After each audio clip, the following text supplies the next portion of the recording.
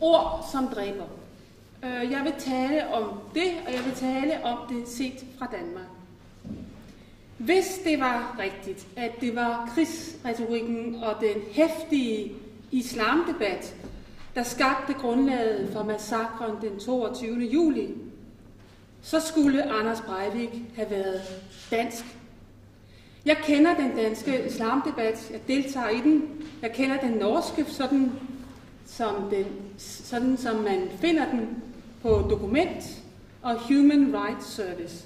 Og jeg kan forsikre jer, at jeres debat er meget nydelig, meget pæn og meget dæmpet i forhold til den danske. Så det er det første argument imod, at det var ordene, det var krigsretorikken, der var skyld i, at Anders Breivik begik den uhyrlige forbrydelse, han begik. Det var det første, jeg ville sige. Det andet er, at jeg personligt var meget glad for, at jeg allerede kendte Dokument, havde læser den siden med stor glæde, at jeg kendte Human Rights Service.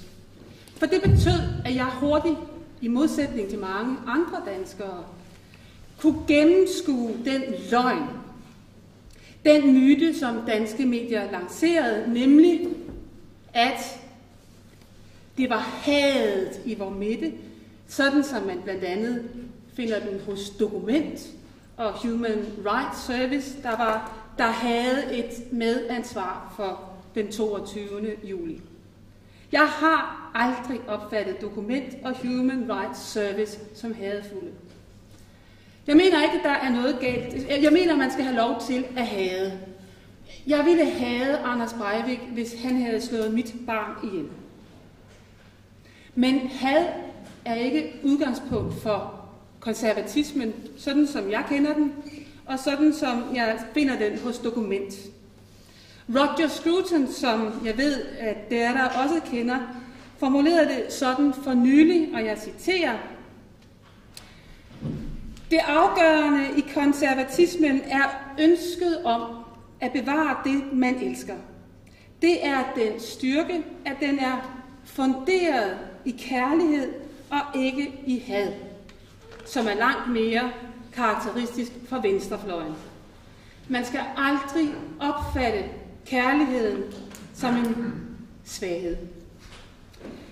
Så på dette punkt tog mainstream-medierne fejl igen, når de beskrev norske islamkritikere som hadefulde. Lad mig sige lidt om, hvordan Anders Breiviks handling påvirkede den danske debat. Reaktionen var påvirket af, at vi jo i 10 år har haft eller havde en borgerlig regering, støttet af det indvandrerkritiske Dansk Folkeparti.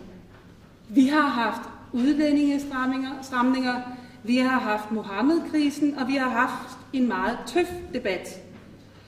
En debat om ytringsfrihed, som venstrefløjen faktisk har tabt. Venstrefløjen har været i defensiven i 10 år. Og så kom denne onde, højreorienterede islamkritikers terroraktion. Der kan I bare se. Sådan blev det udlagt i Danmark. Det var payback time. Og det førte til en tsunami af mudderkastning. Venstrefløjen anklagede højrefløjen for medansvar, præcis som det skete i dag heroppe. Man råbte op om selvrensagelse. Og selvrensagelse er en god ting, men det var ikke selvrensagelse, man mente. Selvrensagelse er, at man peger indad og rensager sin sjæl. Men det, man gjorde, var at pege fingre af andre.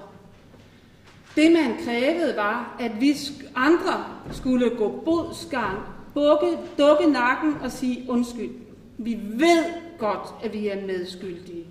Vi skal nok ændre tonen. Vi skal nok ændre kursen. Det nægtede vi.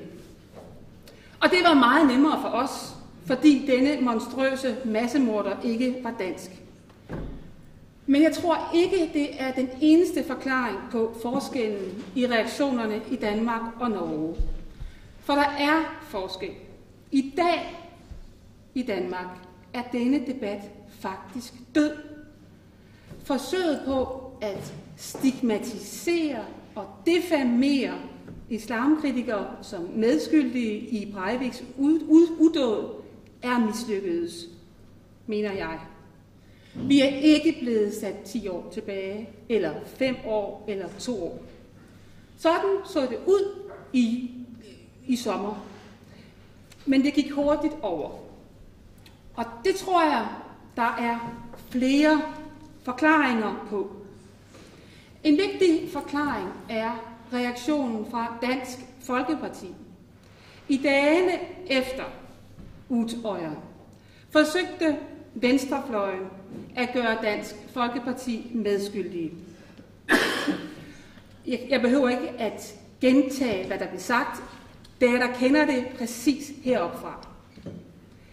Men det, der skete, som jeg gerne vil fremhæve, det var, at Dansk Folkeparti reagerede helt anderledes end deres Fremskridtspartiet. Dansk Folkeparti gik til modangreb. Man protesterede meget, indigneret, meget, næsten vredt, og sagde, at det her var et groft misbrug af en dybt uhyggelig tragedie, som venstrefløjen var ude i. Det var lige efter, det var 2 dage, 3 dage efter. Så det var modigt gjort. Det var risikabelt, kan man sige, for alle var jo i chok, og alle ledte efter en forklaring. Men den hurtige reaktion betød, at det ikke lykkedes venstrefløjen at sætte dagsordenen. Det lykkedes Dansk Folkeparti at slå angrebet tilbage, og det lykkedes at få store dele af opinionen med. Mange sagde, at det er for groft at give Dansk Folkeparti ansvaret for Anders Breivik. Det er for groft at give tonen i debatten ansvaret for Anders Breivik. Så der kom en modopinion, der protesterede mod misbruget af Utøya. Og det er en af grundene til, at vi i Danmark i dag ikke har en Breivik-effekt.